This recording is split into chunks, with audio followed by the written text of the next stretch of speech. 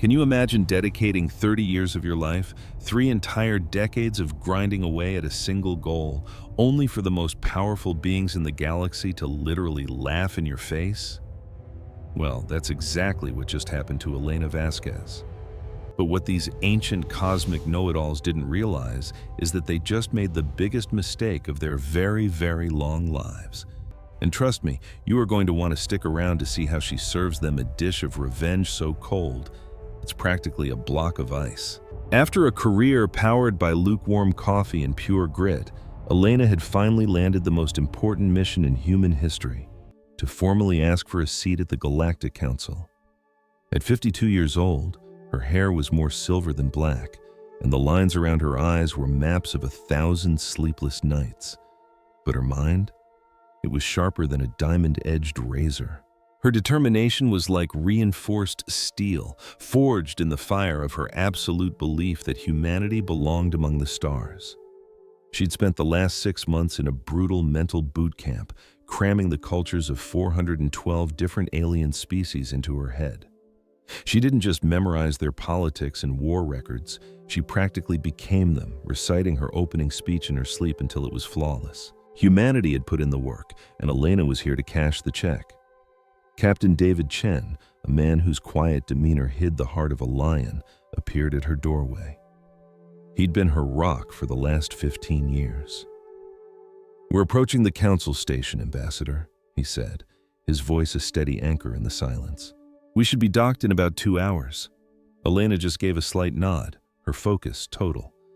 "Thank you, Captain. I'm ready." She turned back to the window, watching the endless black void, sprinkled with stars, drift by. Out there was the galactic core, home to a station that had been orbiting for 11,000 years, a silent monument to powers so ancient they made all of human history seem like a single fleeting heartbeat. And today, Elena Vasquez, representing a species they probably viewed as toddlers with toy rockets, was about to stroll into their sacred halls and demand a spot at the grown-ups' table. She took a deep breath, squaring her shoulders. The real council station made every holographic image she'd ever studied look like a kid's crayon sketch. This wasn't a building. It was a floating city made of crystal, an artificial moon that seemed to be drinking light straight from a nearby sun. Thousands of alien ships swarmed around it like bees to a cosmic flower. Next to them, our ship, the Aurora, looked like a rubber ducky in the middle of the ocean. Let's be real. Our tech was a joke to them. While they were busy bending space-time, we were still getting excited about tiny improvements to our rocket engines. Their shields could phase through asteroids. Ours were basically just fancy magnets. We were the new kids on a very, very old block, just figuring out how to tie our shoes while they were all running intergalactic marathons. But you've got to start somewhere. Elena handled the complex docking procedures like she'd been doing it her whole life, her voice calm and steady thanks to a tiny device tucked behind her ear. It was a diplomatic gift from the Minari, one of the first species we'd started trading with about 40 years ago. A small gesture of friendship that was about to be worth its weight in gold. The gadget was a universal translator, letting her understand any language and letting everyone else hear her in their own native tongue. But no piece of tech could have braced her for the sheer mind-boggling scale of the station's interior. The corridors were so enormous they could fit any life form you could possibly imagine. From sparkling creatures tiny enough to dance on your fingertip, to giants that could have swallowed her entire starship without chewing. The walls themselves seemed alive, pulsing with light that shifted colors based on the emotions of the creatures walking by. The very air was a perfectly engineered cocktail of gases, allowing dozens of different species to breathe comfortably side by side.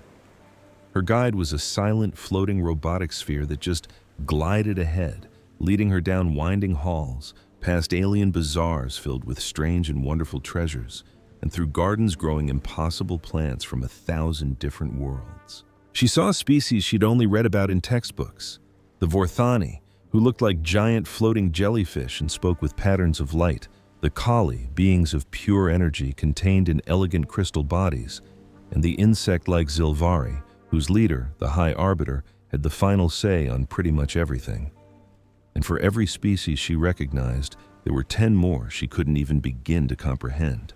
She saw beings that looked like they were sculpted from living fire, others that seemed to be carved from moving glaciers, and a few that were so alien, her brain just kind of gave up trying to process the image. And every single one of them, without fail, stopped and stared as the small, lone human walked past. Elena kept her chin up, her face a perfect mask of calm professionalism. She was the voice for 8 billion people back on Earth. She would not give them a single shred of fear. The grand chamber was on another level entirely. The ceiling was so high it just vanished into a swirling, man-made nebula. The walls were lined with thousands and thousands of seats, tiered all the way up into the artificial sky. All 412 member species were present, a stunning mosaic of life in every shape, size, and color you can think of. And right there, in the very center on a raised platform, sat the High Council. These were the 5 most powerful individuals in the galaxy, representing the oldest and most influential races, the ones who had been writing galactic law since before humans discovered fire. Their word was law. In the center seat sat High Arbiter Zilvex, a Zilvari who had held his post for over 300 years. His insectoid body was draped in ceremonial metals that glittered in the soft light. His enormous compound eyes reflected her tiny figure 1,000 times over as she walked toward the petitioner's podium. The podium was nothing more than a simple plain disc in the exact middle of the massive room. Following human tradition for an occasion this important, she approached it alone. One woman standing in for an entire planet. The second she stepped onto the platform and stopped, a deep, heavy silence fell over the entire assembly. Every single eye, in every possible shape and form, was locked on her. High Arbiter Zilvex's voice boomed through the chamber, translated perfectly by the device behind her ear. The Galactic Council recognizes the envoy from the world-designated Earth. State your name and your purpose. Elena took a slow, deliberate breath. My name is Ambassador Elena Vasquez, and I represent the United Earth Confederacy. I stand before this esteemed council to formally petition for humanity's inclusion as an associate member of the Galactic Council. A quiet murmur, like 1,000 whispers at once, rippled through the huge crowd. Elena was expecting it. Asking for associate membership right off the bat was a bold, almost cocky move for a species as young as humanity, but she knew they had earned it. The Council acknowledges Earth's request, Zilvex said. You may present your case. Elena tapped a control on her wrist, and a holographic image of our beautiful, swirling blue planet bloomed in the air. It is true that humanity has only been traveling among the stars for 63 years, she started. In that short period, we have established stable colonies on 3 different worlds. We developed faster than light travel on our own, we mastered artificial gravity, and our medical sciences have extended our average lifespan by 30 years. The hologram shifted, showing humans working side by side with other aliens, our cargo ships full of trade goods, our diplomats shaking hands, or tentacles or claws, with envoys from dozens of different worlds. We have built peaceful and profitable trade alliances with 47 species. We have made significant contributions to joint scientific research in fields ranging from quantum physics to xenobiology. We have shared our art, our music, and our stories with anyone who would listen. And in turn, we have joyfully embraced the incredible diversity of our galactic neighbors. The image changed one last time, showing human soldiers fighting alongside alien allies to dismantle pirate fleets. We have also done our part to help keep the galaxy safe. Human forces have volunteered for 12 different peacekeeping missions in the last 20 years. We have lost over 1,000 of our people defending worlds and species we had only just met. Elena let the hologram dissolve, and the silence in the chamber now felt thick with anticipation. She lifted her chin, her gaze sweeping across the thousands of beings watching her. We are a young species. We know this. We are keenly aware that we have much to learn and a long road ahead, but we believe our youth is our greatest asset, not our greatest flaw. We bring a fresh perspective to the table, new energy, and a way of seeing the universe that could benefit every single being in this chamber. Her voice grew stronger, ringing with passion. Humanity is not here asking for a handout. We are here offering a partnership. We want a seat at this table, not because we think we're entitled to it, but because we honestly believe we have earned the right for our voice to be heard. She bowed her head slightly in a universal gesture of respect. The United Earth Confederacy formally requests associate membership in the Galactic Council. We offer our friendship, our full cooperation, and our unwavering commitment to peace and prosperity for all. Elena finished her speech and stood perfectly still. She had made her case. Now, it was all up to them. The High Arbiter's thousands of tiny eyes glittered under the lights. The Council recognizes Earth's petition. The floor is now open. For a heart-stopping moment, the only thing you could hear was the frantic pounding of a single human heart. Then, a booming voice echoed from the upper decks. 63 years? It was the Vorthan delegate, a massive being that looked like a jellyfish, its body flashing a color her translator helpfully labeled as pure, smug amusement. These creatures have only been capable of faster-than-light travel for 63 of their planet's rotations, and they actually think that makes them worthy of joining us? And that's when the laughing started. It was a horrifying mix of clicks, whistles, shimmering lights, and weird buzzing noises, but you didn't need a translator to get the meaning. They were laughing at her. They were laughing at all of us. A bolt of white-hot fury shot through Elena, but her face remained a perfect mask of calm. Can you believe it? Their whole species still tells time by the spin of one tiny rock. The Vorthani delegate sneered, his voice practically dripping with disdain.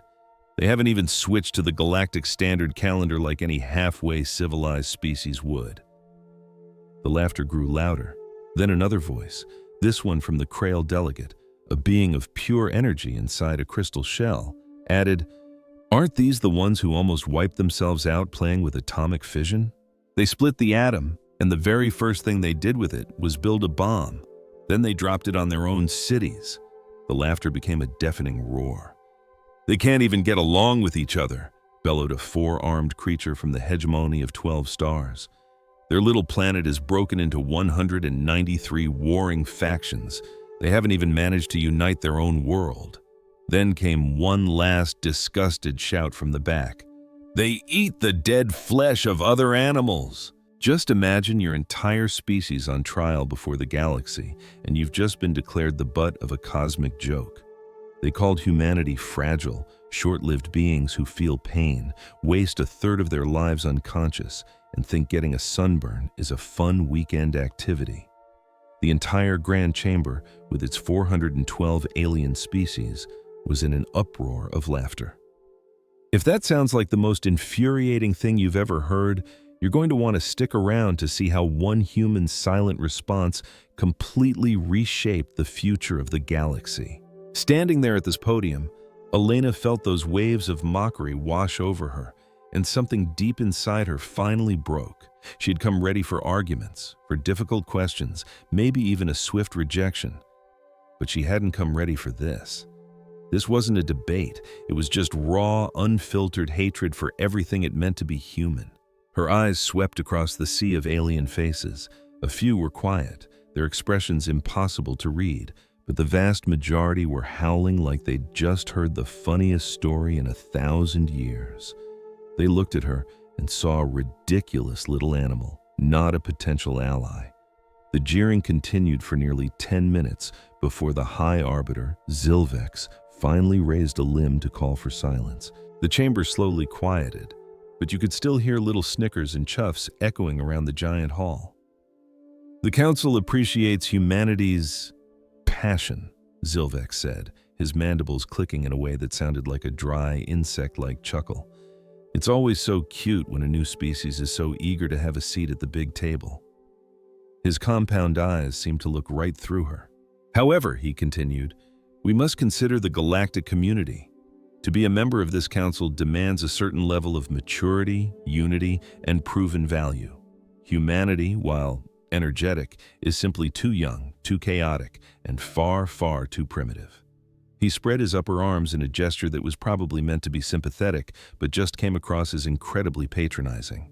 Perhaps in another 1,000 years, once your species has had some time to mature, you can petition us again.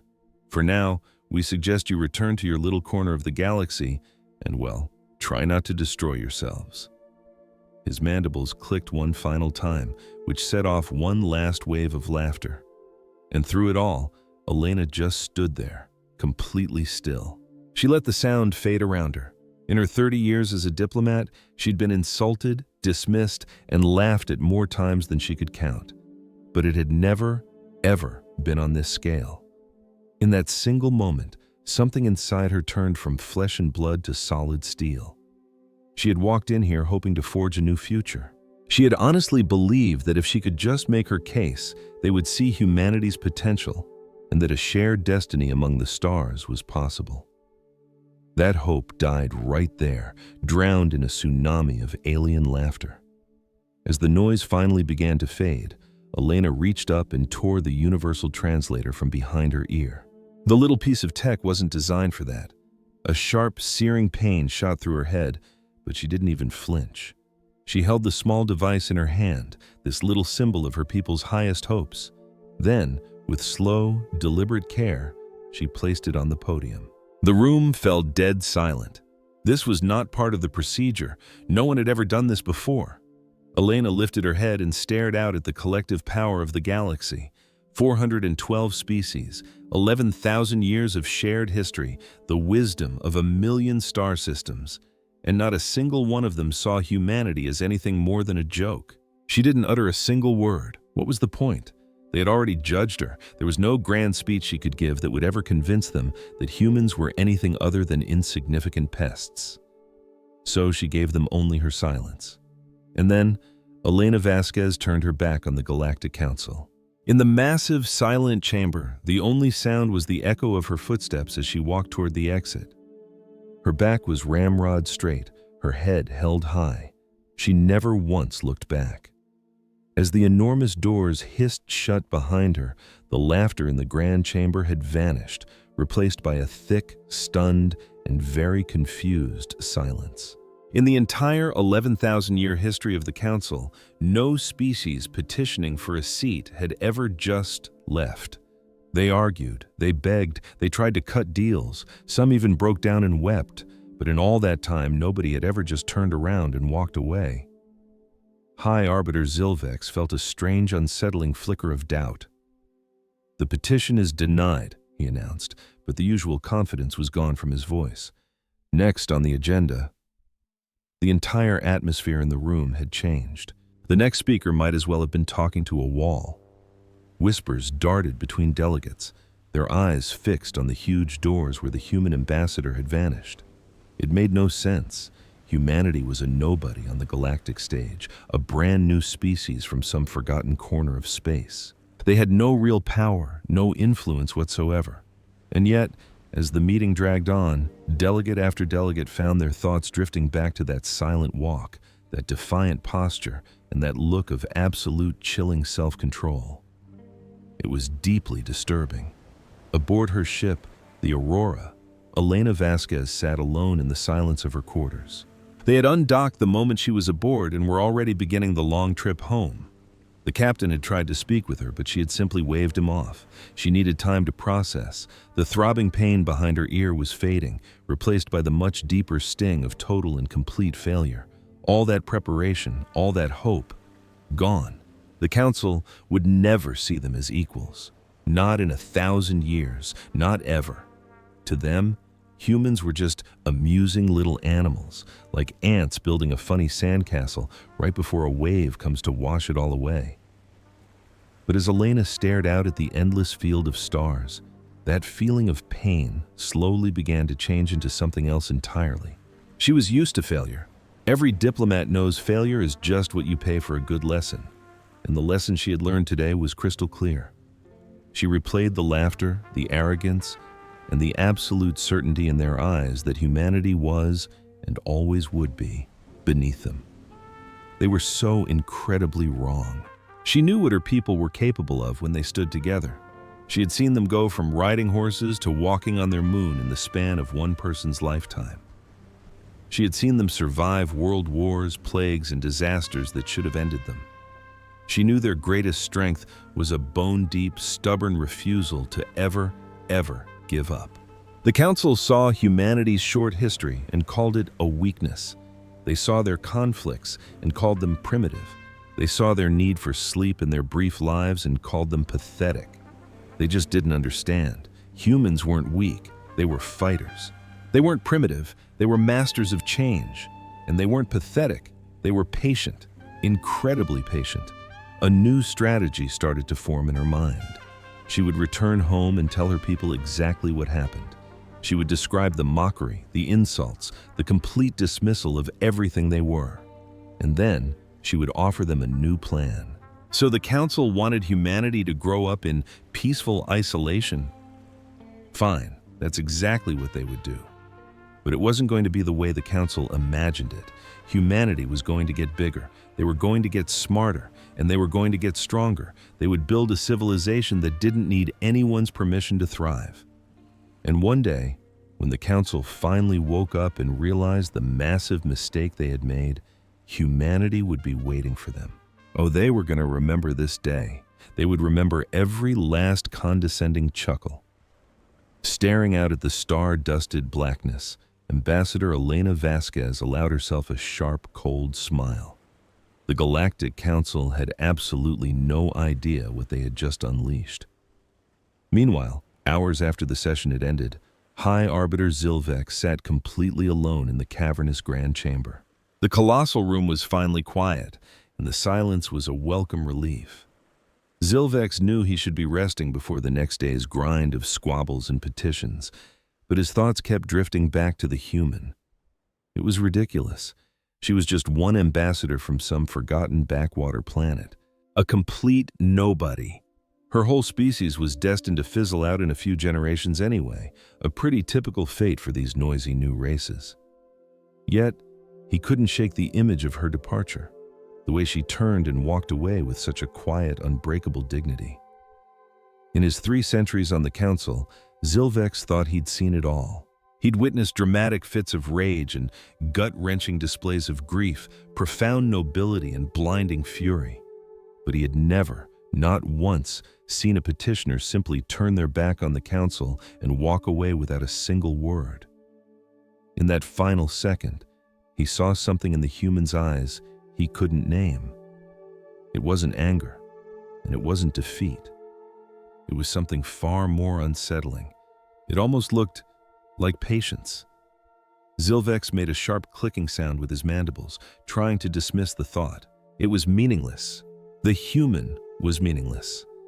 In 1,000 years, this day would be utterly forgotten. He hoisted his ancient frame from his chair and left the chamber, resolving to put the bizarre incident out of his mind.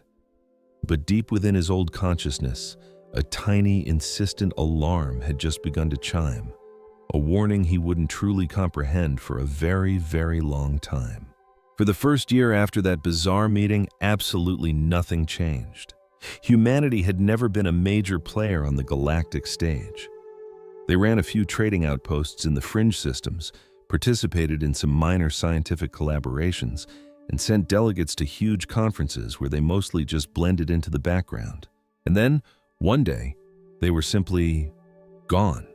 Human freighters vanished from the docking manifests of Council-controlled space stations.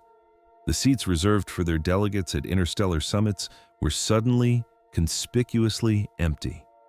The few human exchange students at alien universities quietly packed their bags and returned home without so much as a goodbye. And to be honest, no one really cared. If the galaxy was a major sports league, humanity was a minor team that had just folded. Their disappearance was barely a blip on the radar. Back on Earth, however, that blip was a planet-shaking earthquake. The moment Ambassador Elena Vasquez's ship touched down, she convened an emergency summit with the entire leadership of the United Earth Confederacy. She stood before them, her face a mask of cold fury, and recounted exactly what had happened. She left out nothing, not a single patronizing laugh, not one dismissive smirk. A recording of that summit was streamed to every screen on the planet. Billions of people watched as the delegates from 412 alien species openly mocked their official request for recognition in the galactic community. They watched their own ambassador rip the translator from her ear, the ultimate diplomatic insult, and stride out of the chamber, leaving a trail of stunned silence.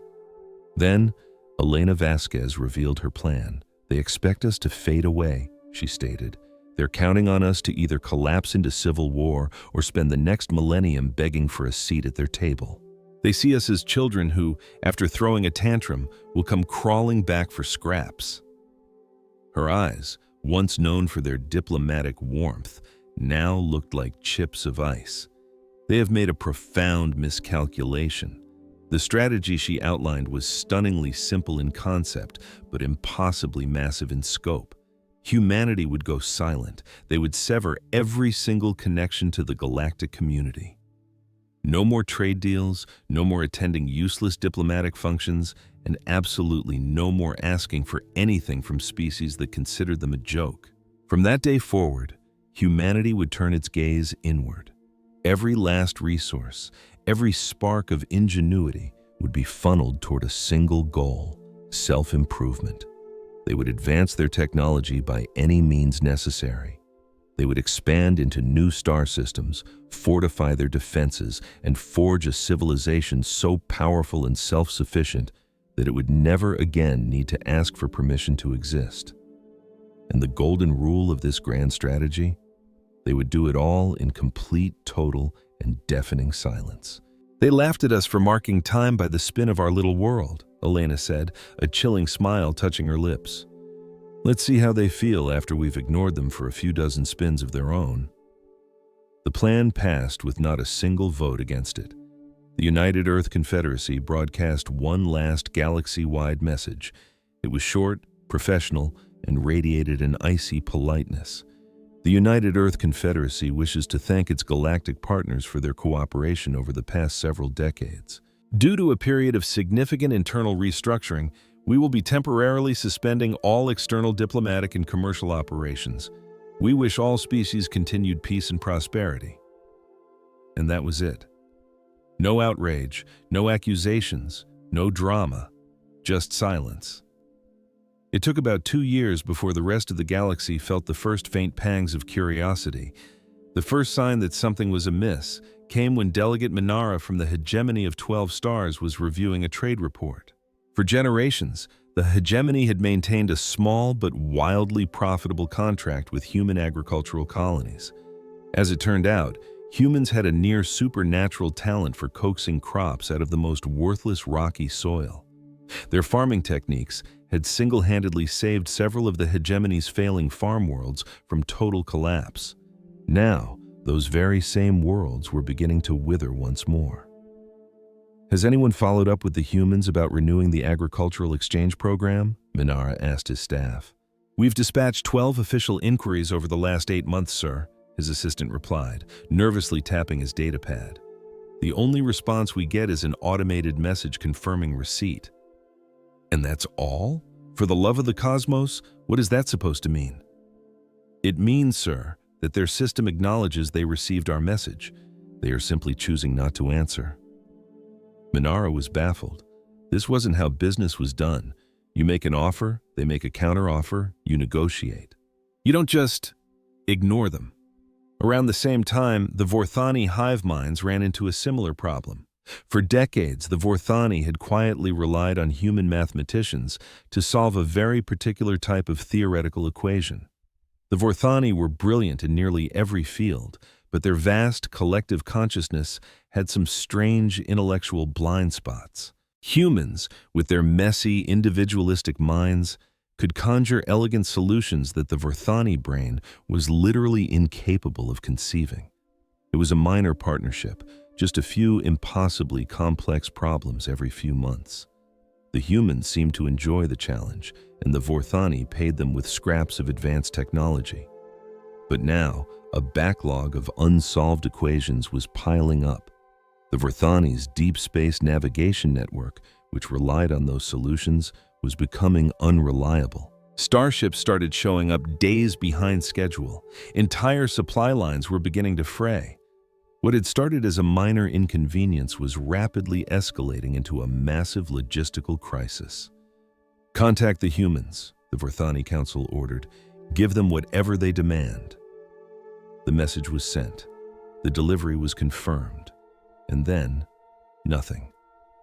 By year 5, the human situation had become a hot topic in the council's corridors. Okay, for real. Has anyone actually managed to sign a contract with the humans lately? The Krelath delegate inquired during an informal gathering. The question was met with a room full of awkward silence and shuffling feet. We offered them cutting-edge technology transfers, Delegate Minara chimed in. We offered them incredibly favorable trade terms. We even offered to personally sponsor their petition for readmission. They simply do not reply. Maybe they finally had that nuclear war they were always going on about and wiped themselves out, someone muttered from the back. It seemed like the most plausible explanation, but they were dead wrong. Long-range surveillance probes sent to the edge of human-controlled space painted a startlingly different picture. Earth wasn't just surviving, it was booming. Their colonies were multiplying at an astonishing pace, and their ships were zipping all over their home systems, busier than a disturbed hornet's nest.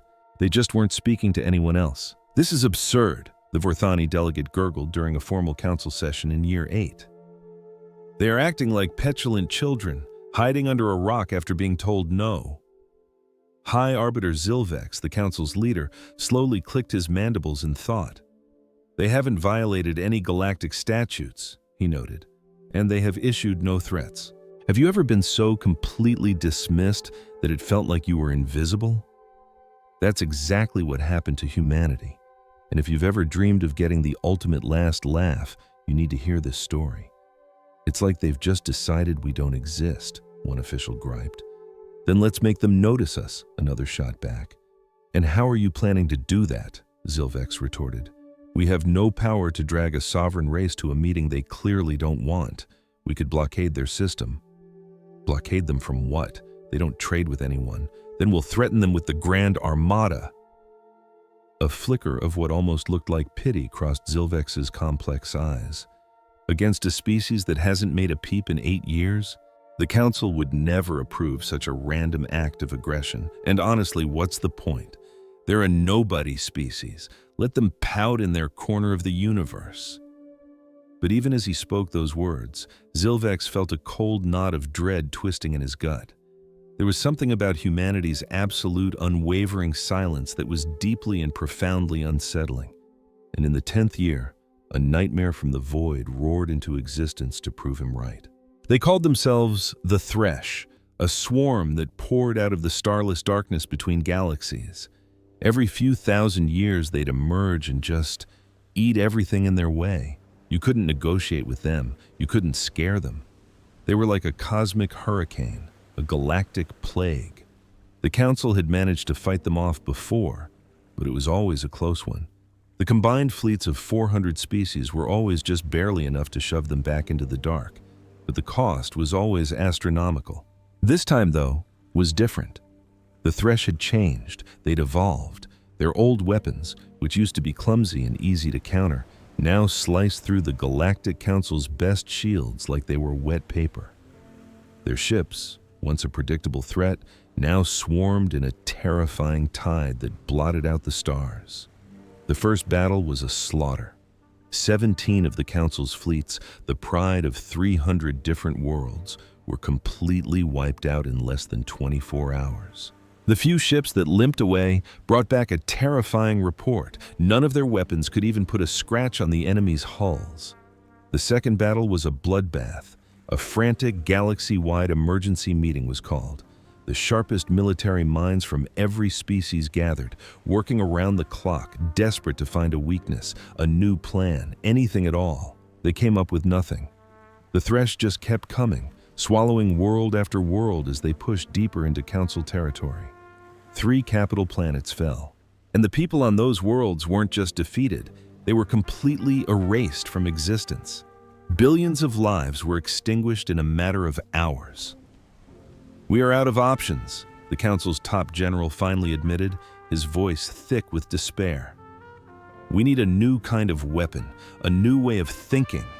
We need a strategy we've never even dreamed of. That's when a calm voice spoke up from the back of the room. What about the humans? Every single head in the giant hall turned in unison. "The humans," the diplomat repeated, stepping into the light. He was from some small world that no one ever really noticed. Their entire history is one long story of warfare. They have a gift for destruction that, let's be honest, has always made the rest of us a little uncomfortable. It's just possible they might see a solution that we are all too civilized to find. A heavy, awkward silence fell over the chamber. They all remembered the incident they secretly called the Day of Laughter. They all remembered pointing and snickering at the sad little delegates from that tiny blue planet. "They won't even answer our calls," another official pointed out with a shrug. "We've been trying to start a simple trade conversation for years. Nothing but static." "This isn't about trade. Trillions of lives are on the line. You have to try again." Offer them the entire galaxy, a permanent seat on the High Council, full access to all our technology, entire star systems. Give them anything they could possibly want. Just get them to answer the call. And so, the most desperate message in galactic history was written and sent speeding toward Earth. It laid out the horrifying truth about the Thresh. It was a pathetic, humiliating plea for help. It offered humanity everything they had once been laughed at for even daring to ask for. A few minutes later, a response appeared. 2 words: "Message received." And then nothing but a crushing silence as the Thresh fleets continued their fiery invasion across the stars. The galaxy was on fire. 5 more worlds had been devoured, and the swarm was now heading straight for the Council's capital station. For the first time in 11,000 years, the Galactic Council was facing its own extinction. In one last desperate move, the High Arbiter, Zilvex himself, decided to do the unthinkable. He was going to Earth by himself. When his ship entered the human system, no alarms went off, no fighters scrambled to intercept him. A sleek, powerful human warship simply faded into existence out of the black, slid into perfect formation beside him, and silently escorted him down through the atmosphere. Zilvex had only ever seen the human homeworld on data screens. Now, he looked down at the breathtaking, swirling globe of blue and white, at the sparkling webs of city lights that crisscrossed the continents, and he felt a strange ache he couldn't identify. A smaller shuttle led him to a stunning complex of minimalist, elegant buildings that overlooked a massive body of water the natives called the Pacific Ocean. He was met by guards in perfect uniforms who led him without a word down spotless, silent corridors. They finally brought him to a large office where a woman was sitting at a wide desk, seemingly absorbed in her work. Time had left its mark on Elena Vasquez. Her once dark hair was now streaked with silver, and the burden of leadership had carved fine lines around her eyes. She was no longer some low-level ambassador. She was the Secretary General of the United Earth Confederacy. This was the same woman who had been laughed out of the council chamber years ago, and she now looked up as Zilvex, the most powerful being in the known galaxy, entered her office. Her eyes showed no anger, no desire for payback.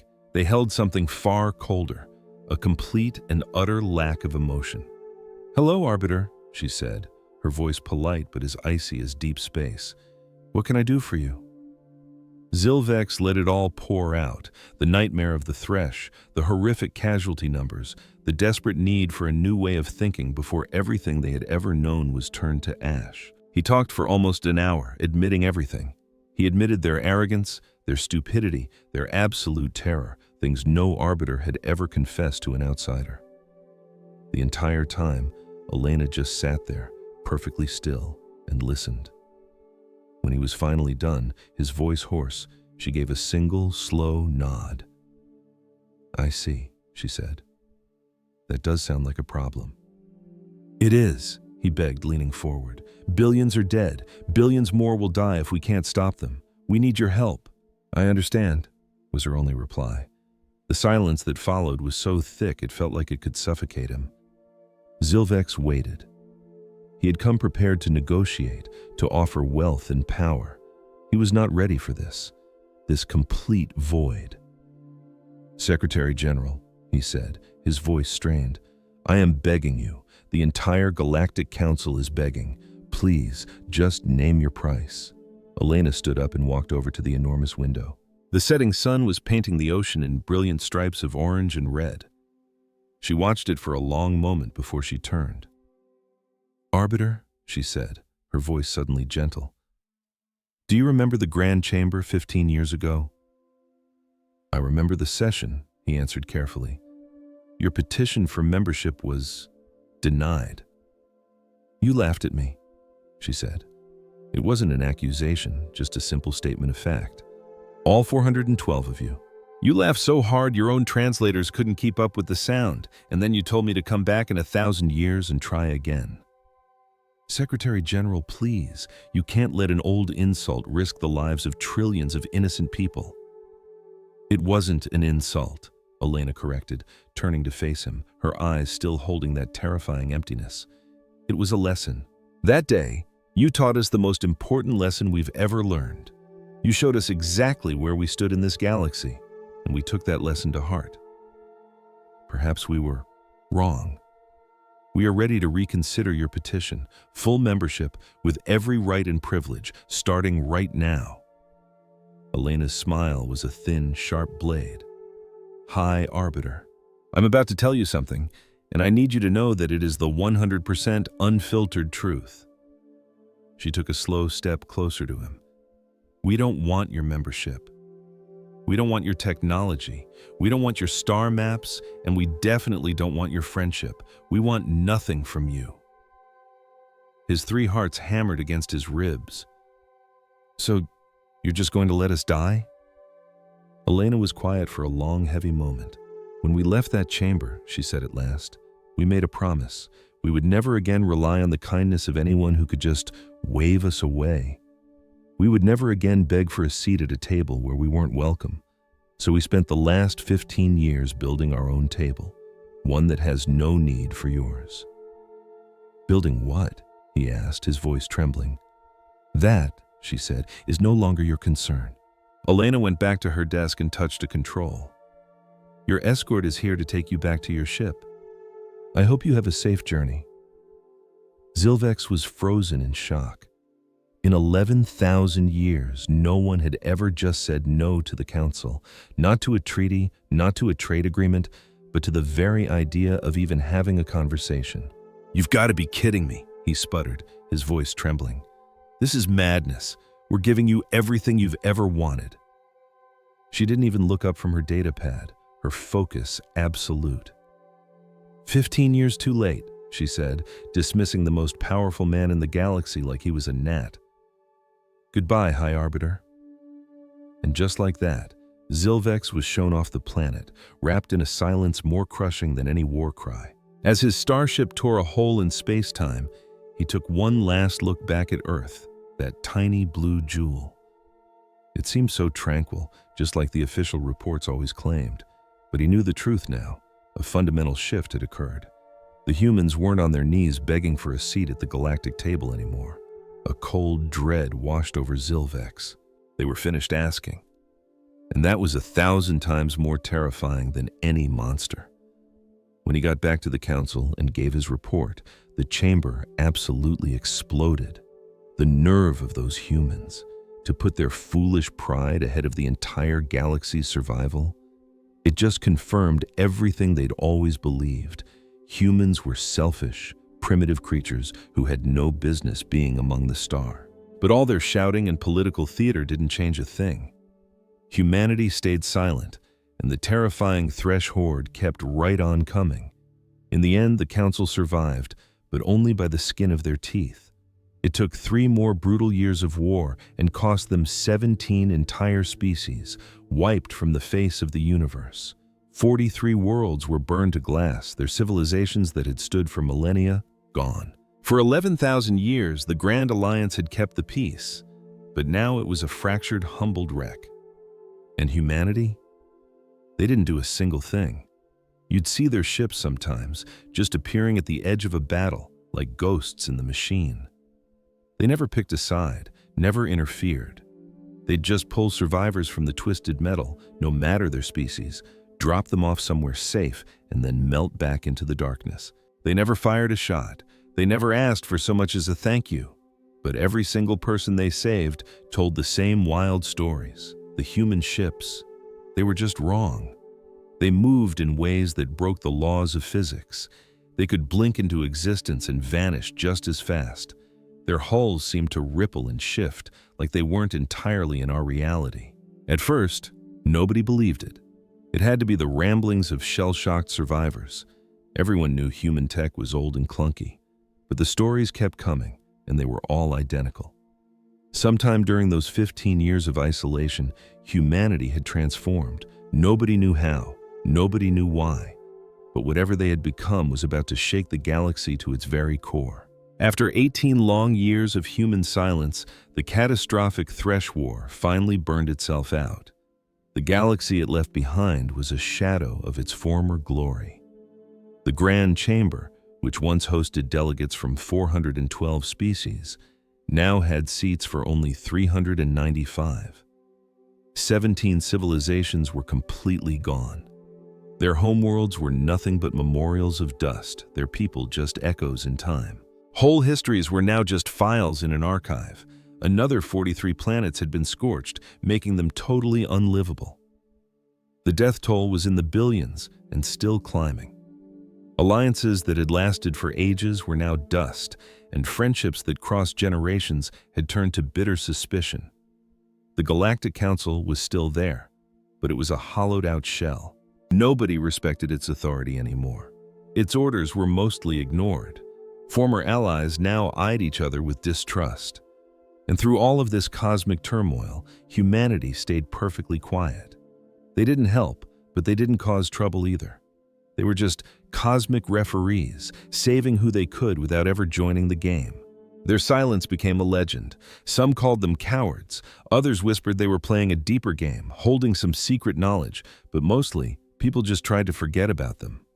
The problem was, that was getting harder and harder to do. The stories from the war survivors just wouldn't fade away. In fact, they were getting stranger and more specific. Survivors talked about human ships that treated physics like a polite suggestion. They described technology that was basically magic and power readings that were so high they broke the sensors, charting levels of energy the Council had never even dreamed of. A brilliant scientist named Aldara was put on the case. She was a being made of pure energy, one of the sharpest minds in the galaxy, who had spent 2 centuries studying the rules of the universe. What she found just didn't make any sense. These readings show their ships work on principles we can't even start to understand, she reported to the science board. It's less like they're flying through space and more like they're just stepping around it. And their energy signatures? There is absolutely nothing like them in our entire galactic database. How is that possible? The chairman boomed. 18 years ago, they were still playing with primitive rockets. They were centuries behind us. I don't have an answer for that, Aldara pulsed back. I only know what the data is showing me. Then your data is wrong. It has to be sensor glitches from busted ships. Aldara's energy form practically glowed with frustration. I have checked over 300 separate reports. The data is exactly the same in every single one. So either every survivor of the Thresh War had the exact same impossible hallucination, or the humans now have technology so far beyond us, it might as well be a miracle. But the committee didn't want to hear it. They stamped her report as unreliable and buried it so deep in the archives it would never see the light of day. But some truths just refused to stay buried. About 2 years after the war, a rebellion broke out against the tyrannical hegemony of 12 stars. This wasn't really a surprise. The hegemony was an empire that ruled with an iron fist, so uprisings were just another Tuesday for them. And every single time, those uprisings were crushed without mercy. This time, the fire started on a little planet called Valen 4. Its people, the Cathari, were a peaceful species that had been ground under the hegemony's heel for centuries. They had suffered in silence for generations, but the losses from the Galactic War were the last straw. They stood up and said, "We're done." The hegemony did what they always do. They sent a fleet to grind the planet into space dust. 30 gigantic warships, packing enough firepower to crack a planet in half, ripped out of hyperspace right over Valen 4. The Cathari didn't even have a military. They could surrender or they could die. But when the fleet showed up, they saw someone had beaten them to it. Human ships. On the bridge of her flagship, Commander Thera could not believe her eyes. 3 small human ships were just floating in orbit over Valen 4, sitting right between her massive fleet and the planet. On paper, they were less than a speed bump, but every ounce of Thera's combat experience was screaming at her that something was very, very wrong. Then, a calm voice came over the open channel. "This is Captain Sarah Chen of the United Earth Coalition ship Endeavor." The human captain said they were just neutral observers, there to protect civilians. But Commander Thera had fought in 100 brutal battles. She wasn't going to be scared off by 3 tiny human ships. She didn't see a rescue mission, she saw an insult. "Human vessel," she broadcast, her voice practically dripping with contempt. "You are in hegemony space during a military operation. Leave now, or you will be fired upon." The human's reply was so calm it was infuriating. "Negative, Commander. We're not going anywhere." For a split second, Thera actually hesitated. The Council had sent out quiet memos to be careful around humans since they'd gone dark. "Don't poke the sleeping bear," the diplomats would say. But this was her territory, her fight. Thera had her orders, and more importantly, she had her pride. "All ships," she commanded, a nasty smile spreading across her face. "Target the human ships. Fire on my mark." 30 warships unleashed a hurricane of destruction, spears of plasma, swarms of antimatter missiles, and crushing gravity waves, enough power to shatter a moon, all slammed toward the 3 little ships. And then the impossible happened. Everything just stopped. The entire storm of death froze solid in space like a photograph of an explosion. Every missile, every laser bolt just hung there for a single second. And then it all went backward. The hegemony's own weapons were now flying right back at them, following their exact same paths. 13 seconds later, 30 warships just shut down. They weren't destroyed, they were just switched off. As the dim emergency lights flickered to life, Thera was surprised to feel a wave of relief. Her crew was alive. Their weapons were dead, their engines were cold, their shields were gone, but the ships were completely untouched. They were totally, utterly helpless.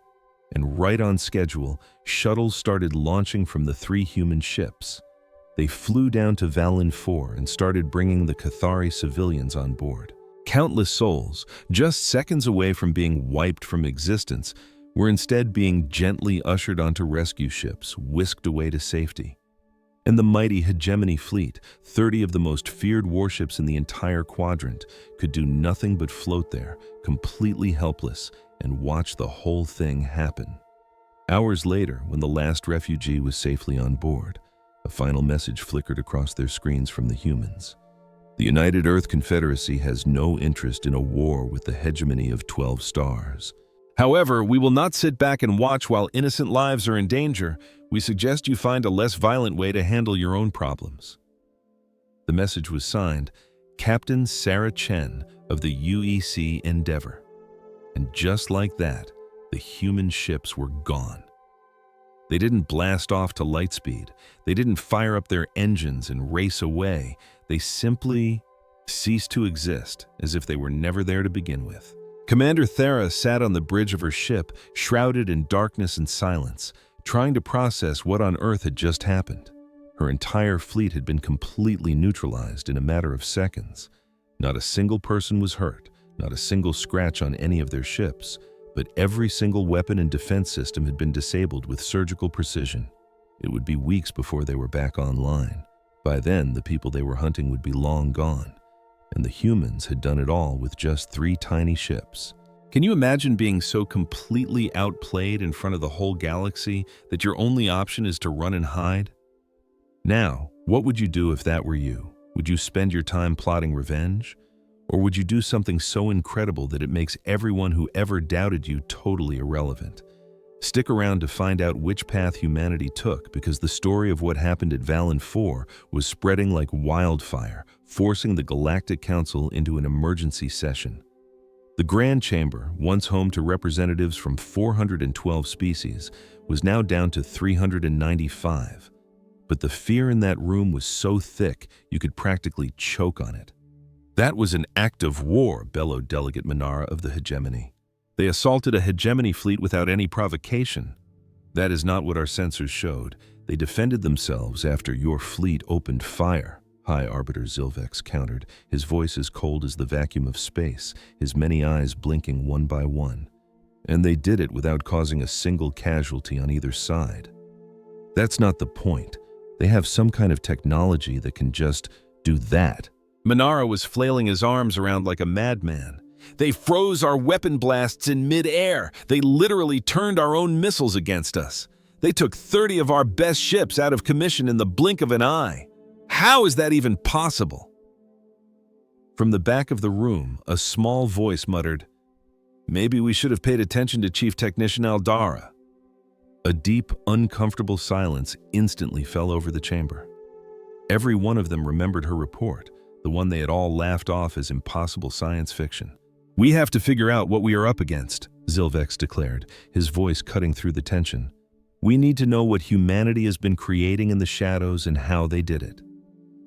And with that, the Council launched the biggest intelligence-gathering mission in its long history. Spy drones crept along the borders of human space, while secret agents from a dozen different planets were sent to find any information they could. Every single piece of data on human activity from the past 20 years was examined under a microscope. What they found didn't just surprise them, it completely rewrote their understanding of reality. The humans hadn't been hiding away and licking their wounds. They had been working. They were using scientific principles that the Council's most brilliant scientists couldn't even begin to understand. Humanity had somehow leaped forward thousands of years in the blink of an eye. They had completely upended the rules of the universe. One day, humans were stuck using outdated fusion drives, and the next, their ships were just appearing out of nowhere in star systems. Their power sources seemed to violate the fundamental laws of physics. They could manufacture advanced materials thousands of times faster than anyone else, and their military power made the combined fleets of the entire Galactic Council look like a bunch of rubber duckies in a bathtub. We believe they're pulling power from other dimensions," the top intelligence analyst stammered, her voice trembling. "Their starships don't seem to fully exist in our reality. It's like they can just sidestep the laws of physics. And their weapons, we don't even have words for the kind of science they're using." "How?" Minara shrieked. "How did this happen? They were nothing but a primitive backwater race."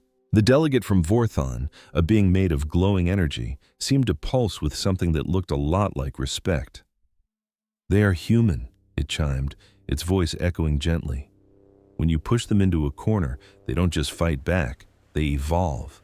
When you tell them something can't be done, they treat it like a personal dare. We gave them the best motivation we possibly could have." "And what motivation was that?" another delegate asked, looking confused. "We gave them a reason to prove all of us wrong." But the analyst wasn't done, and the news was about to get much, much worse. It wasn't just about their physics-defying technology. Humanity itself had expanded. What was once a few small colonies around a single sun had exploded into a massive civilization spanning dozens of worlds. The human population had skyrocketed from 8 billion to almost 40 billion in just 2 decades.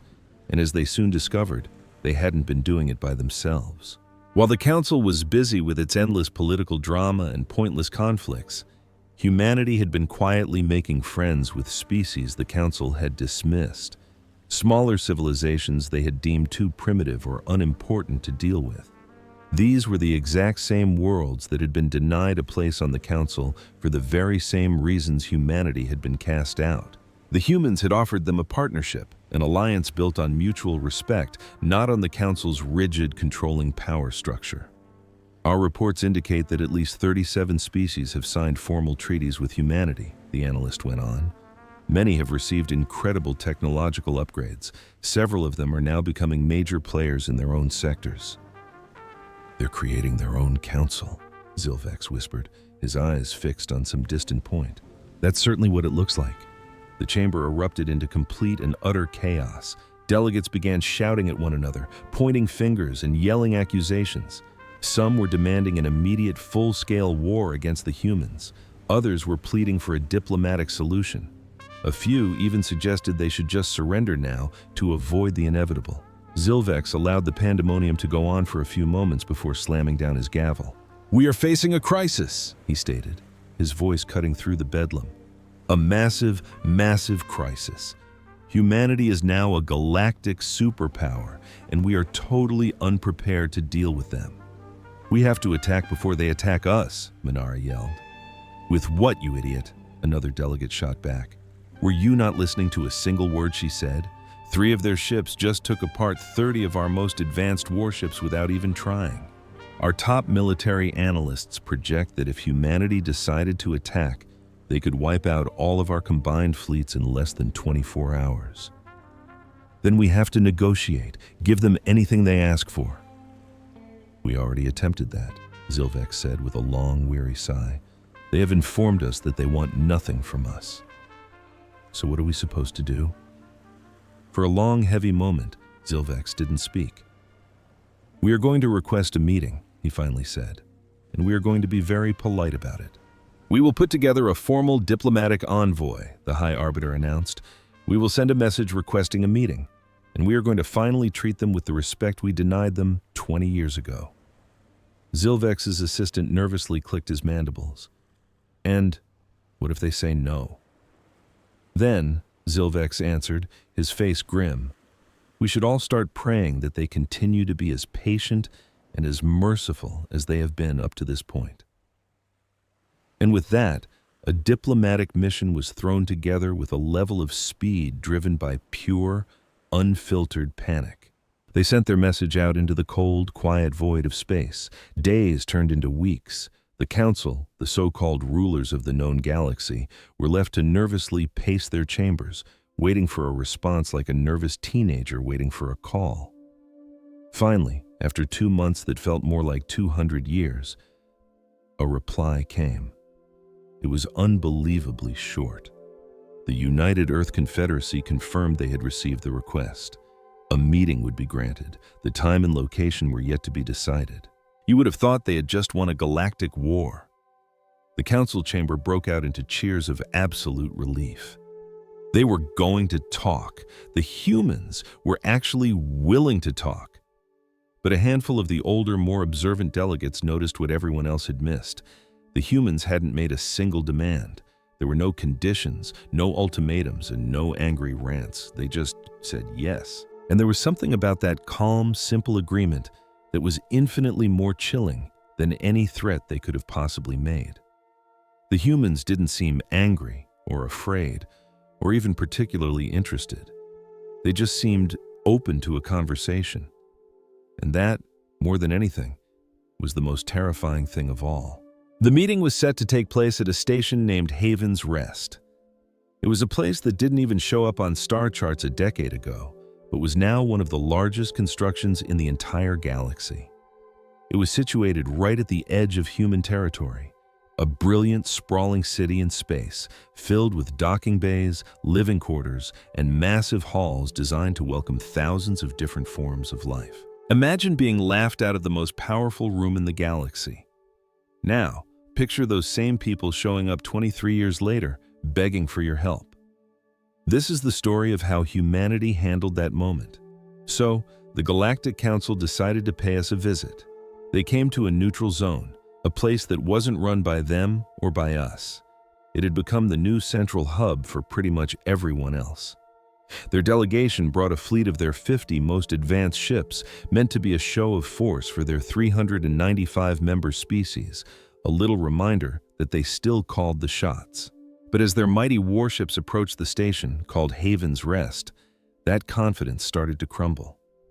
The place was buzzing with activity, like a giant cosmic beehive. Ships of every design you can think of were constantly coming and going. The station's hallways were a vibrant, flowing river of beings from dozens and dozens of different worlds. Their spies quickly reported that at least 70 different civilizations were trading there, and not a single one of them was part of the council. High Arbiter Zilvex, the council's leader, walked his delegation through the station's bustling corridors. He tried to look dignified and important, but his massive, insect-like eyes couldn't stop darting around, soaking in every incredible sight. Human security officers watched them go by, their expressions polite but totally unreadable. Professional, yet without a hint of warmth. They offered short, straight-to-the-point answers to any questions and guided the group to the meeting room with an efficiency that felt almost like they were being brushed off. The room itself, though, was stunningly perfect. The chairs had been specifically designed for the unique bodies of each delegate, and drinks and snacks suitable for each species' biology were already set out. Every last diplomatic detail was flawless. The humans were already inside, waiting for them. At the head of the table sat Secretary General Elena Vasquez. She was an old woman now, with striking white hair and a face lined by years of experience. But her eyes were the exact same as they were 23 years ago, when the council had laughed her out of their grand chamber. They were calm, impossible to read, and held an ocean of patience. At her right was Admiral James Okonkwo, the supreme commander of Earth's military, a powerfully built man with a poker face that revealed nothing. To her left was Dr. Leo Wei, humanity's chief scientist, a small woman who seemed to vibrate with a quiet, intense energy, as if she was solving cosmic equations in her head that no one else could even comprehend. And standing behind them, a silent group of human officers and diplomats formed a solid wall. Every single one of them watched the council delegates file in with that same calm, unreadable expression. Zilvex found his seat. The moment the room went quiet, he cleared his throat. "Secretary General Vasquez," he started, "thank you for granting us this meeting." Elena offered a tiny, barely perceptible nod. "You're the ones who requested it, High Arbiter. We're here to listen." Zilvex had rehearsed this moment in his mind for weeks. He had speeches memorized, counter-arguments planned, and extremely generous offers ready to present. But as he looked into Elena's steady gaze, he threw the entire script out the window. "We were wrong," he said, the words slicing through the tense silence. A ripple of shock spread through the room. Even his own advisors, who were expecting some kind of clever political play, just gaped at him. 23 years ago, Zilvex went on, your people came to us. You requested a seat on our council. You made your case with a dignity and hope that was remarkable. You weren't asking for a handout, just a fair chance to prove you belonged." He paused, his insect-like mandibles clicking softly. "And we laughed at you. All 412 species, we laughed. We called you too young, too primitive, too chaotic. We dismissed every single one of your achievements." He spread his arms wide in a gesture of total surrender. "We were arrogant, and we were complete and utter fools." Elena just watched him, her expression unchanging. "In the years that followed," Zilvex continued, his voice thick with urgency, "we watched you. Your technology now surpasses ours in nearly every field. Your alliance includes races we wrote off centuries ago, and your victory at Valenfor demonstrated a military strength we could never hope to match." He lowered his head, a deep bow of submission that no High Arbiter had ever given to an outsider. "The Galactic Council is formally inviting humanity to join as a full and equal member with every right and privilege that entails. We are offering you trade deals, joint research projects, and mutual defense pacts. Everything we so cruelly denied you 23 years ago, we now offer freely. It is all yours with no conditions." He lifted his head, his eyes meeting Elena's. "We are begging you, Secretary General, please, accept." A thick silence once again settled over the room. Everyone held their breath, waiting for humanity's answer. Elena held Zilvex's gaze for a long, heavy moment. Then, she looked over at Admiral Okonkwo and Dr. Wei. The three humans just exchanged a look. Not a single word was spoken, but in that fraction of a second, an entire conversation of deep understanding seemed to pass between them.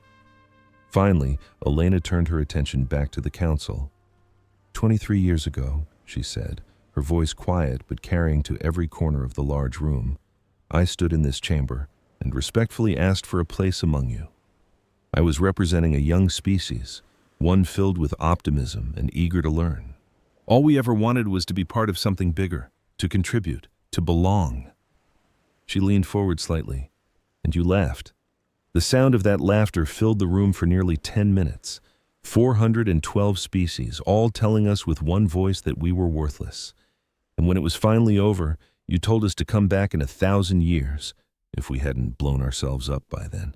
Zilvex's many eyes blinked frantically. Secretary General, we understand now what a terrible mistake we made. Elena's voice was as calm and cold as ice. Oh, you do now. You realized it 23 years too late. You realized it when we developed technology that frightens you, when we formed an alliance you can't intimidate, and when we showed we could dismantle your fleets without breaking a sweat. Yes. Now, you see your mistake. She leaned back, the very picture of composed authority. The day we left this chamber in total humiliation, we made a vow. We would never again rely on anyone who could so easily cast us aside. We would never again beg for a seat at a table where the hosts only respected brute strength and fear. But Secretary General, our offer is sincere. We truly want you as partners. I'm sure you do, now that you need us. But let me ask you this. What happens when our technological progress slows? What if our alliance goes through a rough patch? What happens when we're not so intimidating anymore? Elena shook her head slowly. Will you still see us as equals? Or will we go back to being your amusing little primitives? Zilvex was stunned into silence. He had absolutely no answer. High Arbiter, Elena said, I'm about to tell you something and I need you to hear it with every fiber of your being. She rose from her chair, and every human at the table stood with her in perfect, silent unison. In the isolation you sentenced us to, we built something new. I'm not just talking about faster ships or stronger shields. We built a community that judges others by their character, not by the age of their species. We built a family where you're valued for who you are, not for how many centuries you've been traveling the stars. Her eyes swept across the room, landing on each of the council's delegates. We sought out the species you ignored, the young races you dismissed as insignificant, the different cultures you never bothered to understand. We offered them a partnership, not a rank in some pecking order. We offered them collaboration, not control. We gave them respect before they had to build an armada to earn it. Her gaze finally settled back on Zilvex. That is the core difference between you and us, High Arbiter. You waited until we were powerful to offer respect. We believe every sentient being is worthy of dignity from day one. Zilvex felt a cold, sinking dread in the pit of his stomach. So, you are rejecting our offer. We aren't rejecting it, she corrected him softly. We simply have no use for it. Elena began to gather her documents. The human alliance is already composed of 73 member species. Within the next year, that number will likely pass 100. We already have everything we asked you for 23 years ago. Community, partnership, a place where we belong. We just built it ourselves, with friends who saw our worth when we had nothing to offer but who we were. Then why did you even agree to meet with us? Zilvex asked, his voice cracking under the strain. Elena paused at the door. For the first time, a flicker of what might have been sympathy warmed her eyes. Because we are not you, she said softly. We will not laugh in your face. We won't mock you when you fail or take pleasure in your struggles. We remember how that feels all too well. She turned to address the entire delegation. The Galactic Council is welcome to send observers to any alliance meeting. Individual species from your council may apply for membership in our alliance, but they will be judged by the same standards as everyone else. And should you ever face a threat like the Thresh again, we will intervene to save innocent lives, regardless of their political ties. But you won't join our council. No, she said with simple finality, we will not. With a look of calm resolve, Elena's voice was gentle but unbreakable. You told us to go find our own little corner and grow up. Well, we did. We found peace, we found purpose, and we're perfectly happy staying isolated from you. She turned on her heel and strode out of the great hall, the human delegation following her in perfect unified silence, leaving Zilvex frozen in his chair. All around him, the combined diplomatic might of 395 species was left utterly speechless. They had just offered humanity everything: a seat at the table, exclusive trade agreements, a powerful military alliance, and a deeply worded apology for how they'd been treated before. And the humans had just politely declined and walked away. For the second time. The long journey back to the Council's capital world was thick with an uncomfortable quiet. The other delegates barely said a word. What could they say? They had miscalculated on a scale that was almost impossible to grasp, and it wasn't because of some war or a broken treaty. It was something far more humbling. Humanity simply didn't need them anymore. For 11,000 years, the Galactic Council had been the center of everything. Every civilization worth knowing was either a member or was desperately trying to become one. An invitation from the Council was the ultimate prize. Being rejected was a one-way ticket to being forgotten by history. But now, it turned out, there was another way. A new alliance was growing at an incredible speed, built on ideas the Council had never bothered to consider. It was a community that couldn't care less how ancient your species was, how flashy your technology was, or what you looked like. And humanity, the very species they had once laughed out of this same chamber, was the beating heart of it all. Zilvex found himself thinking about Elena Vasquez the entire trip home, remembering the hopeful young diplomat who had only asked for a fair chance, and the powerhouse leader she had become, a leader who now held the galaxy's future in her hands. Her eyes held no anger, just a cold, unshakable confidence. The Council had done this to themselves. They had taken a species brimming with hope and given them a crash course in the galaxy's brutal politics. They had shown humanity exactly how the old guard operated, and humanity had learned the lesson all too well. They learned that respect is never given freely. It's taken, usually with overwhelming force. They learned that the powerful will always, without fail, look down on the weak. They learned that a long history and fancy toys were valued more than good character and limitless potential. And after absorbing all those lessons, humanity just decided to build a better way. That, Zilvex finally realized, was what hurt the most. It wasn't that humanity's tech had zoomed past their own. It wasn't that they'd become a rival. It was that they had taken the Council's ugly, cynical lessons and thrown them into the nearest star. The Council taught humanity that the strong get to laugh at the weak. So humanity got strong, and then they chose to be kind anyway. And now, 23 years too late, the Council was finding out what it felt like to be on the other side.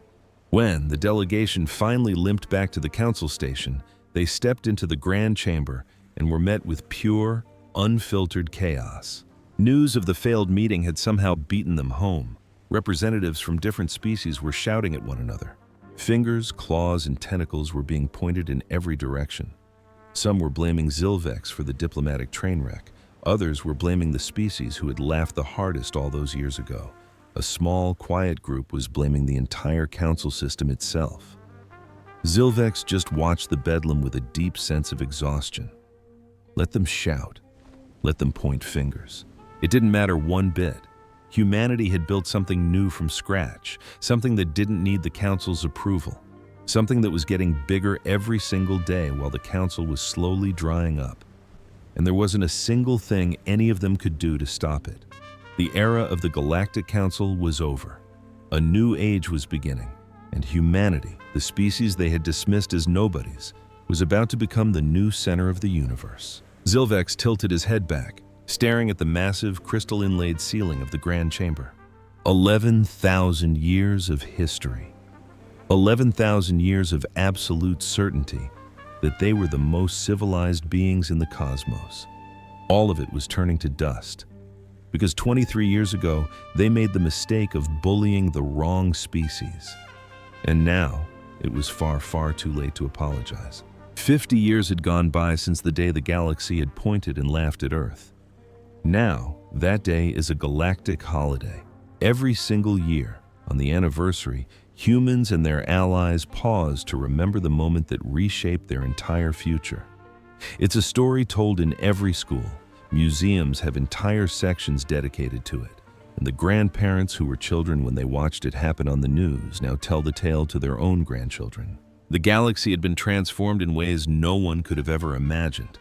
And the old Galactic Council? Well, it still existed, technically. The colossal crystal spires of its station still gleamed under an artificial sun. The delegates still met in the Grand Chamber to argue and cast votes. But nowadays, that magnificent chamber was more than half empty. Species didn't leave all at once. It was more of a slow, steady trickle over the decades. Some formally joined the human concordat. Others just faded into the background, seeing no real point in staying. A handful simply collapsed, unable to adapt to the new reality. High Arbiter Zilvex was still in charge, though he was an old man now, even for his long-lived race. His carapace had lost its luster, and his movements were slow and deliberate. But his multifaceted eyes were as sharp and wise as ever, his mind like a steel trap. He now governed a council of just 112 species, less than a third of its former glory. And today's session was particularly humbling. The motion to petition the human concordat for observer status is now open for discussion, Zilvex announced, his voice echoing through the vast empty space. This was the council's 5th attempt. The first 4 times their requests were politely acknowledged, and then they heard nothing back. Not a no, not a yes, just silence. It was a brilliant political maneuver humanity had learned by watching them. The vote passed unanimously. Of course it did. What other option did they have?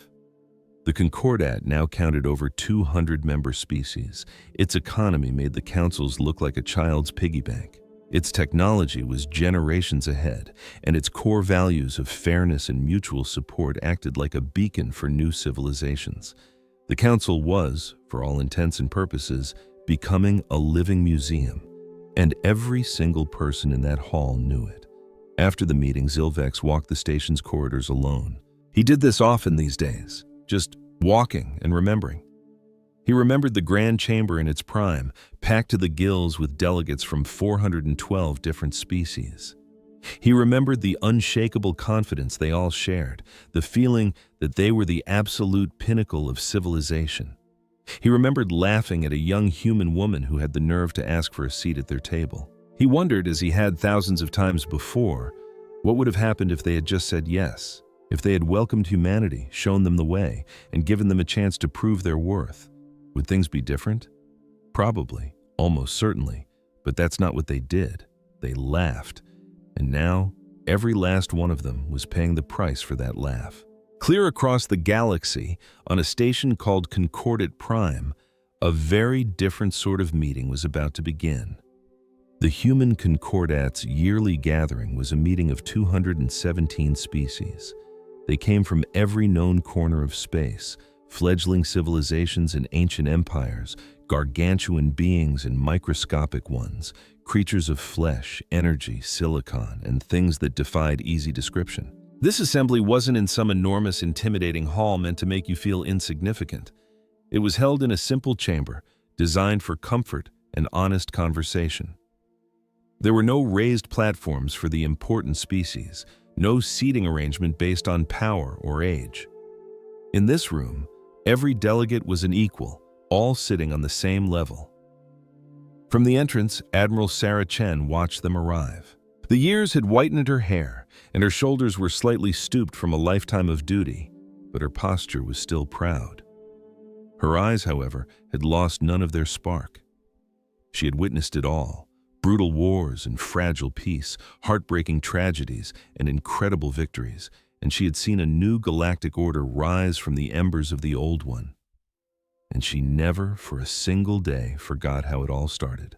A young Vorthani delegate named Trinax, the first of his species born outside the Council's shadow, approached her. His parents had been trailblazers, among the first to leave the ancient council that had governed their people for millennia to join this new concordat. "Admiral Chen," he said, his gelatinous form quivering with sincere respect. "Wow, it is a true honor to meet you." Sarah offered him a warm smile. "The honor is all mine, delegate. The work you've done on the integration committee has been nothing short of revolutionary." The praise made Trinax practically radiate with pride. "I learned from the best.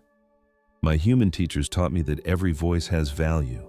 My parents weren't raised with that belief. Well, times have changed, Sarah said softly. Yes, they have, thanks to your people, Trinex said before pausing for a moment. Admiral, I hope you don't mind me asking, but is that old story true? The one everyone calls the Day of Laughter? Did the Council really shame humanity that publicly? A small, tight smile touched Sarah's lips. It's true, I wasn't there in person, but I saw the broadcast. Eventually, the whole galaxy did. It's just hard to wrap my head around. How could they have been so arrogant? Sarah's eyes swept across the grand hall, taking in the hundreds of beings the Council once considered beneath them. Now every single one of them was here, working as partners. They weren't blind, she finally said. They were just completely sure of themselves. For 11,000 years, they were the center of the known universe. They simply couldn't imagine a galaxy that didn't revolve around them. And then you proved them wrong, Trinex stated. Not just me, Sarah corrected him gently, motioning toward the bustling assembly. All of us did. It was every person who believed that being powerful doesn't give you the right to be cruel. Everyone who decided to build something new and better instead of just tearing down the old broken system. Trinex fell silent for a beat. So what's the latest with the Council? I heard they submitted another application for observer status. That's correct. Are you finally going to let them in? It was a question Sarah had been asked 1,000 times before. The Council had been sending those petitions for years now, and each time the Concordate's leadership would discuss it, only to conclude that the moment wasn't right. It was never about holding a grudge or petty revenge. It was because, within the Concordate, being an observer was a position of immense trust. It signified that a species was genuinely prepared to listen, to evolve, and to embrace a totally new role in the galactic community. Can you imagine dedicating your whole life to being told you're not worthy, only to have your biggest critics come to you pleading for a spot at your table? That was the unbelievable position Sarah found herself in. That decision isn't mine to make alone, she said, her voice firm. It has to go before the entire assembly for a vote. Her friend Trinex pressed her. But how will you vote? Sarah grew quiet, a lifetime of memories flooding back. All those years of being underestimated, the nightmare at Valen 4, the countless pointless meetings, and the empty apologies that were always a generation too late. Her thoughts turned to Elena Vasquez, who had passed away a decade ago, a hero revered by over 100 different species. It was Elena who had walked out of that condescending old council chamber with her head held high, dedicating the rest of her life to creating something superior to the flawed system that cast her out. What would Elena have done? The answer struck her with the force of a revelation. I will vote yes, Sarah said at last, not because they deserve it, but because of what it says about who we are. We're going to extend an open hand to everyone, even to those who tried to grind us into the dust. Trinex's shimmering body wavered in disbelief. Are you really serious? After everything they put us through? That's exactly why, Sarah answered, meeting his gaze directly. The Council's entire philosophy was built on the idea that the strong have the right to dominate the weak. We built something different. The instant we start punishing others for not living up to our ideals, we become just like them. She gazed out at the enormous assembly hall, where delegates from 217 different worlds were taking their seats. Anyway, she added, her voice softening, they've been punished enough. They had to watch from the sidelines as their entire empire rotted from the inside out while we flourished. For a people that proud, that's a harsher sentence than anything we could ever impose on them. The session began shortly after, with hundreds of representatives hammering out trade pacts, joint research projects, and collective security agreements. Major decisions were never made by a simple majority. They needed everyone to agree. Every single point of contention was debated until a consensus was reached, not decided by who had the most battleships. As the day was winding down, the old council's petition for observer status was presented. The discussion was surprisingly short. A few delegates argued against it. Some wounds were still too raw, but the overwhelming majority felt the same way Sarah had explained it to Trinex. They had founded their Concordat on principles of inclusion and mutual respect. To shut the door on anyone asking to learn their ways would be a betrayal of their core identity. The right path was crystal clear. They would approve the request for observer status. The council would be welcomed, not as disgraced galactic rulers, but as pupils, as newcomers, as a people who, if they could just set aside their pride, might discover a new place for themselves in this far better galaxy. This was never about getting even. It had absolutely nothing to do with payback. This was simply the Concordat living up to its own promise by taking the high road. Aboard the Council's command vessel, High Arbiter Zilvex received the notification. He had to read the message 3 separate times, certain it had to be a trick. They had actually said yes. After all the pleading, after years of being completely shut out, treated with the same dismissal his council had once shown them, humanity had finally agreed. A bizarre mix of feelings crashed over Zilvex. First, there was an overwhelming surge of relief. This was the lifeline his people desperately needed to avoid collapse. But right on its heels came a profound, sickening feeling deep in his gut that he could only recognize as absolute shame. They were being offered a second chance, not because they had earned it, but simply because the Concordat had chosen to be merciful. The Council had once dismissed humanity as too primitive, too fragile, too different. And now, the Concordat was embracing the Council, despite its long and brutal history of oppression. It was a complete inversion of every principle the Council had ever championed, and that single, simple act of kindness somehow made Zilvex feel 100 times smaller than a flat-out rejection ever could have.